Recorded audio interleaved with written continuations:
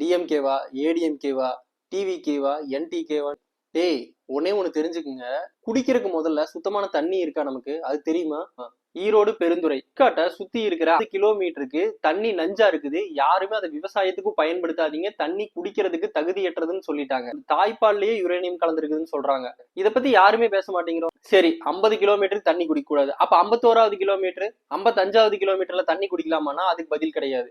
இல்ல, நம்ம சாப்பிடுற காய்கறிகள்ல அவ்வளவு மருந்து இருக்கு, அதுல குடிக்கிற பால் அதுலயும் விஷம். அந்த மாதிரியான இக்கட்டான சூழ்நிலையில இருக்கும்.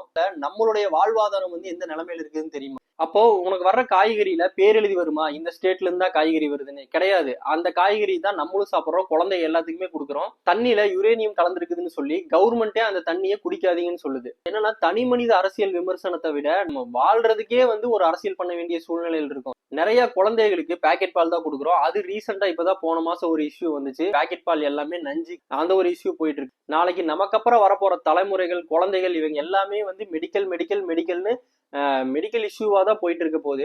சீமான் ஆகட்டும், விஜய் ஆகட்டும், ஸ்டாலின் ஆகட்டும், இல்ல எடப்பாடி, அண்ணாமலை, யாராகட்டும், அவருடைய கோட்பாடு என்னவோ அதை பொறுத்துதான் அவங்க அரசியல். அதை உனக்கு பிடிச்சிருந்தா ஓட்டு போடு, இல்லாட்டி போடாத, அவ்வளவுதான். இங்க அதை போட்டு ஒரு சண்டை போட்டு அதை நீங்க திசை திருப்புறதுக்கு எந்த ஒரு அவசியமே இங்க கிடையாது. அப்ப நம்ம எவ்வளவு ஒரு மோசமான சூழ்நிலையில வாழ்ந்துட்டு இருக்குங்கிறத புரிஞ்சுக்குங்க.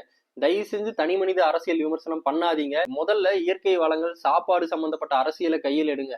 இந்த வீடியோவை தயவு செஞ்சு எல்லாருக்குமே ஷேர் பண்ணுங்க.